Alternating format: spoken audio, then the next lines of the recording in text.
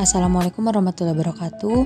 Halo semuanya, perkenalkan nama saya Thalia Barokah dengan NIM 2115301021 dari Prodi Sarjana Terapan Kebidanan Tanjung Karang, Poltekkes Kemenkes Tanjung Karang. Baiklah, di video kali ini saya akan membahas tentang pentingnya landasan hukum dalam praktik kebidanan. Oke, sekarang kita masuk ke materinya. Materi yang pertama yaitu peraturan perundang-undangan yang melandasi praktik kebidanan. Sebelum mengetahui perundang-undangan, kita harus tahu dulu apa itu hukum. Nah, hukum adalah himpunan petunjuk atas kaidah atau norma yang mengatur tata tertib dalam suatu masyarakat. Oleh karena itu, harus ditaati oleh masyarakat yang bersangkutan. Selanjutnya, hubungan hukum perundang-undangan dan hukum yang berlaku dengan tenaga kesehatan adalah klien sebagai penerima jasa kesehatan mempunyai hubungan timbal balik dengan tenaga kesehatan yang dalam hal ini adalah pemberi jasa. Hubungan timbal balik ini mempunyai dasar hukum yang merupakan peraturan pemerintah. Klien sebagai penerima jasa kesehatan dan tenaga kesehatan sebagai pemberi jasa sama-sama mempunyai hak dan kewajiban. Bidan sebagai suatu tenaga profesional diatur oleh kebijakan dalam suatu negara. Di Indonesia, ada beberapa kebijakan, baik itu undang-undang hingga SK pemerintah setempat yang mengatur praktik kebidanan. Bidan sebagai profesi memiliki ciri-ciri sebagai berikut. Yang pertama, mengembangkan pelayanan yang unik kepada masyarakat. Kedua, anggota-anggotanya dipersiapkan melalui suatu program pendidikan yang ditujukan untuk maksud profesi yang bersangkutan. Yang ketiga, memiliki serangkaian pengetahuan ilmiah. Yang keempat, anggota-anggotanya bebas mengambil keputusan dalam menjalankan profesinya dalam koridor yang telah ditetapkan. Yang kelima, anggota-anggotanya wajar menerima imbalan jasa atas pelayanan yang telah diberikan. Yang keenam, memiliki suatu organisasi profesi yang senantiasa meningkatkan kualitas pelayanan yang diberikan kepada masyarakat oleh anggotanya. Kemudian, bidan adalah jabatan profesional yang memiliki beberapa persyaratan sebagai tenaga profesional, antara lain: yang pertama, memberikan pelayanan kepada masyarakat yang bersifat khusus atau spesialis. Yang kedua, melakukan jenjang pendidikan yang menyiapkan bidan sebagai tenaga profesional. Ketiga, keberadaan yang diakui dan diperlukan oleh masyarakat. Keempat, mempunyai kewenangan yang disahkan atau diberikan oleh pemerintah. Kelima, mempunyai kompetensi yang jelas dan terukur. Keenam, memiliki organisasi profesi sebagai wadah. Yang ketujuh, memiliki kode etik bidan. Kedelapan, memiliki etika kebidanan. Kesembilan, memiliki standar pelayanan kebidanan. Kesepuluh, memiliki standar praktek kebidanan. Kesebelas, memiliki standar pendidikan yang mendasari dan mengembangkan profesi sesuai dengan kebutuhan pelayanan. Kedua belas, memiliki standar pendidikan berkelanjutan sebagai wahana pengembangan kompetensi. Adapun peraturan perundang-undangan tersebut yang melandasi praktik kebidanan di Indonesia adalah: yang pertama, Undang-Undang Nomor 23 Tahun 1992 tentang tugas dan tanggung jawab tenaga kesehatan. Yang kedua, Keputusan Menteri Kesehatan Republik Indonesia Nomor 900-Menkes-7-2002 tentang registrasi dan praktik bidan. Yang ketiga, Keputusan Menteri Kesehatan Republik Indonesia Nomor 369-SK-3/2007 tentang standar profesi bidan.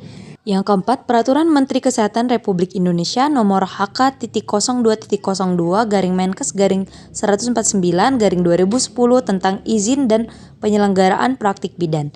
Yang kelima, Permenkes RI No 1464/Menkes-SK-10/2010 tentang izin dan penyelenggaraan praktik bidan. Yang keenam, Permenkes Nomor 28 Tahun 2017 tentang izin dan penyelenggaraan praktik kebidanan. Dan yang terbaru adalah Undang-Undang Nomor 4 Tahun 2019 tentang kebidanan. Selanjutnya, hak-hak klien dan persetujuannya untuk bertindak. Hak pasien antara lain: pasien berhak memperoleh informasi mengenai tata tertib dan peraturan yang berlaku di rumah sakit atau institusi pelayanan kesehatan. Yang kedua, pasien berhak atas pelayanan yang manusiawi, adil dan jujur. Yang ketiga, pasien berhak memperoleh pelayanan kebidanan sesuai dengan profesi bidan tanpa diskriminasi. Yang keempat, pasien berhak memilih bidan yang akan menolongnya sesuai dengan keinginannya. Yang kelima, pasien berhak mendapatkan informasi yang meliputi kehamilan, persalinan, nipas, dan bayinya yang baru dilahirkan. Yang keenam, pasien berhak mendapatkan pendampingan suami atau keluarga selama proses persalinan berlangsung. Yang ketujuh, pasien berhak memilih dokter dan kelas perawatan sesuai dengan keinginannya dan sesuai dengan peraturan yang berlaku di rumah sakit. Kedelapan, pasien berhak dirawat oleh dokter yang secara bebas menentukan pendapat kritis dan pendapat etisnya tanpa campur tangan dari pihak luar. Kesembilan, pasien berhak meminta konsultasi kepada dokter lain yang terdaftar di rumah sakit tersebut terhadap penyakit yang dideritanya. Kesepuluh, pasien berhak meminta atas privasi dan kerahasiaan penyakit yang diderita termasuk data-data medisnya. Selanjutnya ada kewajiban pasien. Antara lain, yang pertama, pasien dan keluarganya berkewajiban untuk mentaati segala peraturan dan tata tertib rumah sakit atau institusi pelayanan kesehatan. Yang kedua, pasien berkewajiban untuk mematuhi segala instruksi dokter, bidan, perawat yang merawatnya.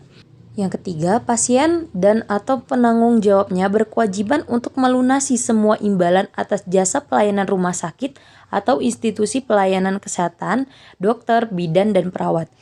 Yang keempat, pasien dan atau penanggung jawabnya berkewajiban memenuhi hal-hal yang selalu disepakati atau perjanjian yang telah dibuatnya.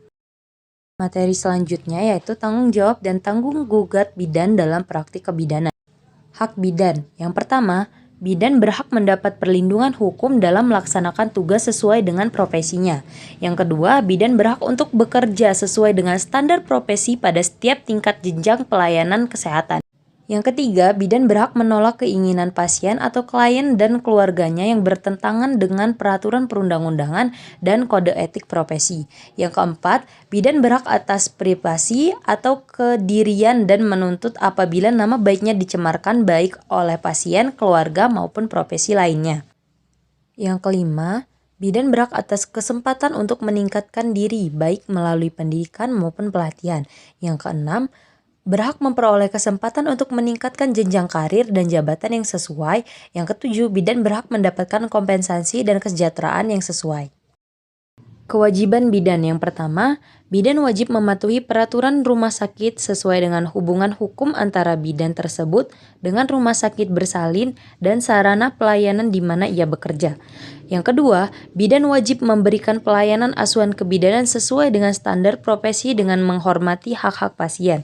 Yang ketiga, bidan wajib merujuk pasien dengan penyulit kepada dokter yang mempunyai kemampuan dan keahlian sesuai dengan kebutuhan pasien. Yang keempat, bidan wajib memberi kesempatan kepada pasien untuk didampingi suami dan keluarganya. Yang kelima, bidan wajib untuk memberikan kesempatan kepada pasien untuk menjalankan ibadah sesuai dengan keyakinannya. Yang keenam, bidan wajib merahasiakan segala sesuatu yang diketahuinya tentang seorang pasien. Yang ketujuh, bidan wajib memberikan informasi yang akurat tentang tindakan yang akan dilakukannya serta resiko yang mungkin dapat timbul. Kedelapan, bidan wajib meminta persetujuan tertulis atau informed consent atas tindakan yang akan dilakukan. Yang kesembilan, bidan wajib mendokumentasikan asuhan kebidanan yang diberikan. Kesepuluh, bidan wajib mengikuti perkembangan iptek dan menambah ilmu pengetahuannya melalui pendidikan formal atau non-formal.